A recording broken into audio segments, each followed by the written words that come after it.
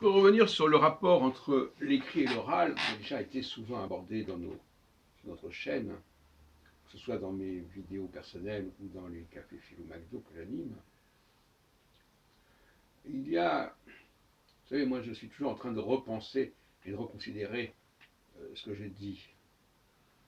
Et parfois on s'aperçoit que sur l'ensemble de ce qu'on dit, il peut y avoir des choses qui ne sont pas cohérentes, qui ne sont pas compatibles.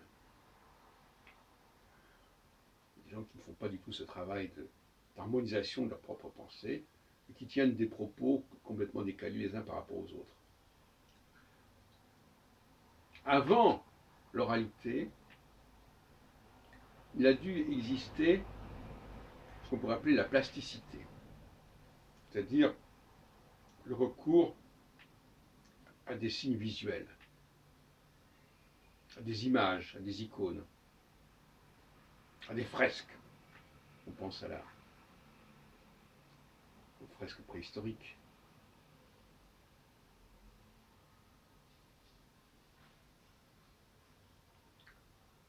Et ensuite, on est passé à l'oralité. Et ensuite, on est revenu au visuel par le biais de l'écriture. Mais l'écriture, ce n'est pas la peinture. Voyez-vous, stade 1, peinture. 2, l'oral. 3, l'écriture. Donc l'écriture, c'est une sorte de synthèse entre la peinture et l'oralité.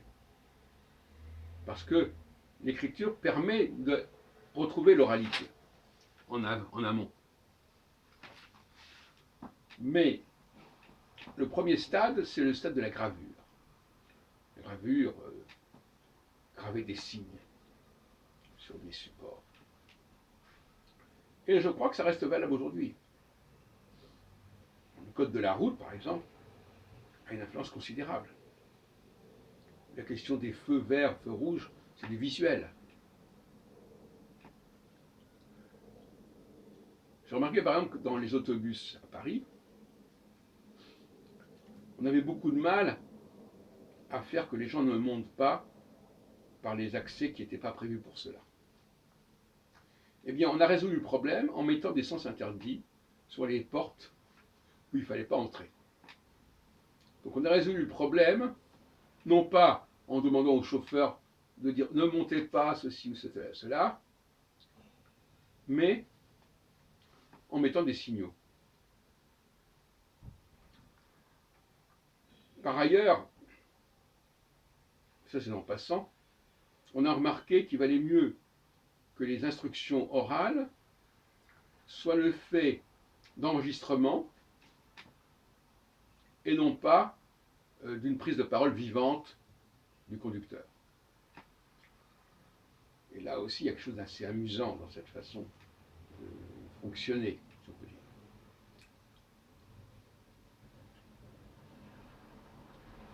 Donc, la dimension picturale, plastique,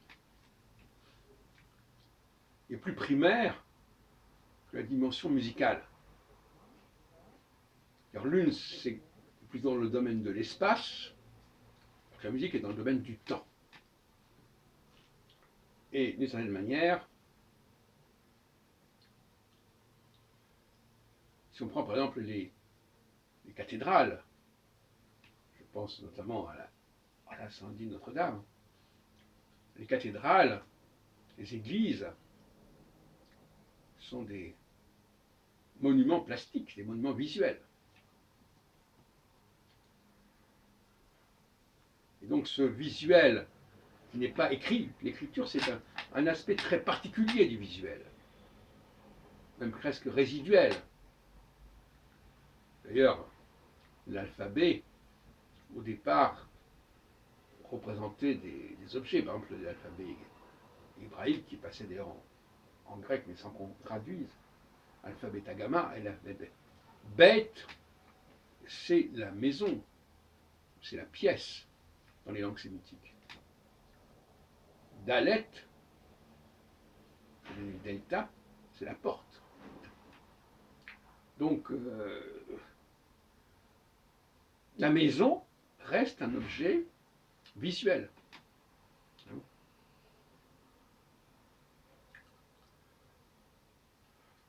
La statue, le monument aux morts, l'église, etc. Et même l'écologie a une dimension visuelle évidente. Le vert, couleur verte, la forêt, les fleurs. Et à côté de cela, la musique a une place beaucoup plus difficile à occuper. Parce qu'elle ne se donne pas immédiatement à voir. Elle n'est pas panoramique. Elle se situe dans le temps. Et c'est pour ça qu'elle est quand même elliptique, la musique est quand même elliptique, qu'on le veuille ou non. Même s'il y a évidemment les chanteurs populaires, etc., la pop musique, etc., mais malgré tout, elle est fondamentalement elliptique. Et puis alors le troisième stade, comme on l'a dit, c'est le stade du livre, de l'écrit. Mais qui ne saurait à lui seul